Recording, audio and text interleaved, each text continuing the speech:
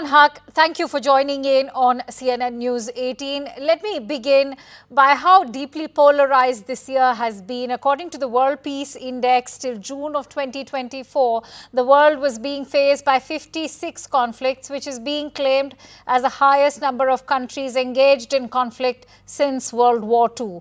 Can you shed light on how global conflict has surged in 2024, and what does UN attribute this deeply polarized world to? Yes, the Secretary General of the United Nations, Antonio Guterres, has called the world a mess because what he says is that there's been essentially a failure to abide by multilateralism. For many decades, the international system, including the United Nations and other regional and international organizations, would help to stabilize the situation so that there would be negotiations, there would be different venues where countries could talk to each other and settle their differences. In recent years, we've seen more cases where countries take unilateral actions and don't heed international norms. You've had the Russian Federation going into Ukraine and not heeding the calls of the United Nations to abide by the resolutions of the UN General Assembly. You've had the horrific Hamas attack on Israel, but then you had Israel go into Gaza and essentially destroy large chunks of Gaza without heeding calls, again, from the General Assembly and from the international community for a ceasefire.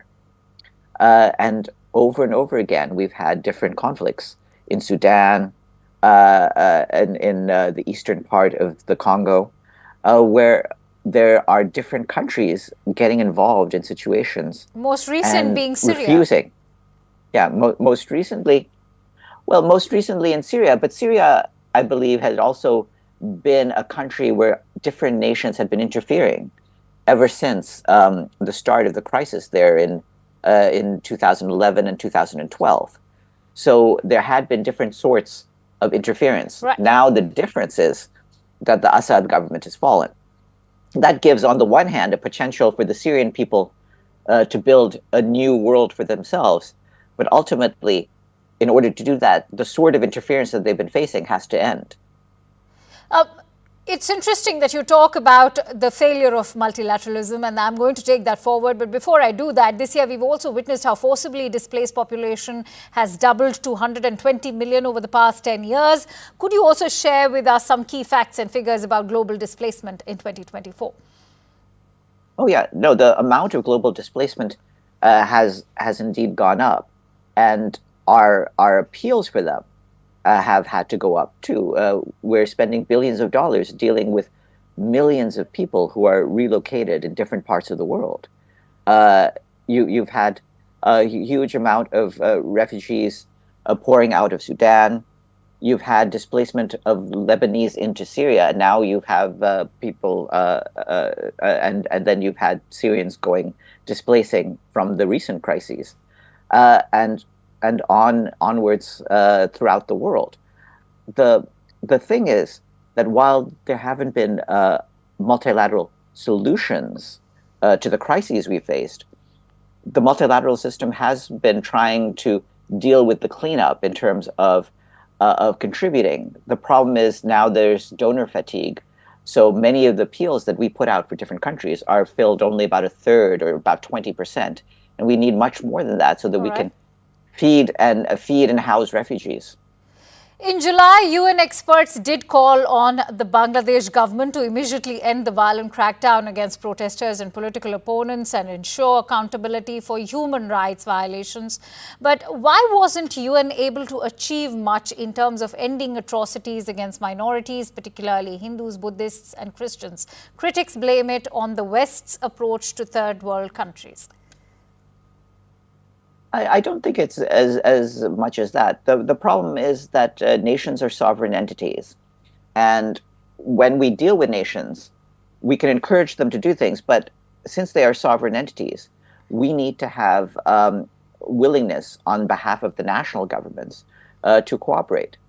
That's a process, and in countries like Bangladesh, I don't think it's a process that can happen overnight, but it can happen over time. That we negotiate and we deal with them, and we try to get them to abide by international norms. Uh, I think that this is a case where once the concerns of the international community are brought to bear, hopefully we can have a receptive ear.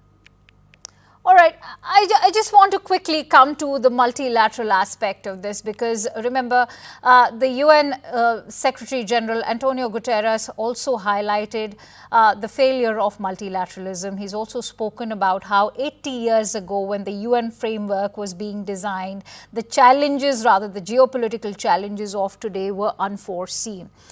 I want to ask you, what are the hopes for India at the horseshoe table?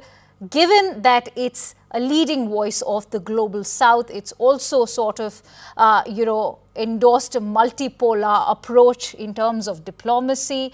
But we've seen how the current UNSC is failing to address the global challenges, which is why I want to ask you, how crucial is it now to sort of revamp the UNSC and include countries like India? Well, the UN does need reforming, and certainly the Security Council does. The difficulty is that under the UN Charter, for the Security Council to be reformed, ultimately the member states themselves, including the Security Council members, need to approve of the changes to the format. That's why it's somewhat difficult, for example, to change the use of the veto, although we have been encouraging countries not to use the veto as much. But certainly there's a general sentiment among member states that there's a need for expansion, and Antonio Guterres supports that. The council does need to be expanded. It does need more legitimacy. It needs countries that are large countries, and it needs also countries from Africa who have never been there.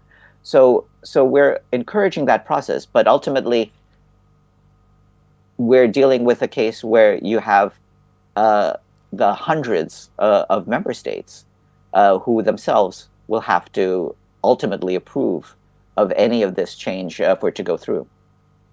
I believe that, as far as the milestone of the UN reaching the 80th anniversary next year, reform becomes the need of the hour. And now, looking ahead to 2025, Farhan, I just want to know from you, given that the US President-elect Donald Trump has arrived with the key promise of ending the wars, and soon after his victory, in fact, the Secretary General had reaffirmed that the UN stands ready to work constructively with the incoming administration to address the dramatic challenges the world is currently facing. What are the UN's expectations from the incoming Trump administration? We are dealing with them as we deal with any government. And obviously, the United States, as a member of the Security Council, as one of the major economies in the world, is a key player in any multilateral solutions in the world. This Secretary General, Antonio Guterres, was in fact the Secretary General of the United Nations the last time that Donald Trump was president. And so we expect to have the same sort of productive relationship we had during that 4-year span just a few years ago. And we'll continue to build on the sort of understandings we had then. Let's hope that 2025 is able to control those armed conflicts that we've also discussed in our discussion today. Many thanks to you, Farhan, for joining in on CNN News 18. It was a pleasure to connect with you as always. Thanks. Have a happy new year. To you too.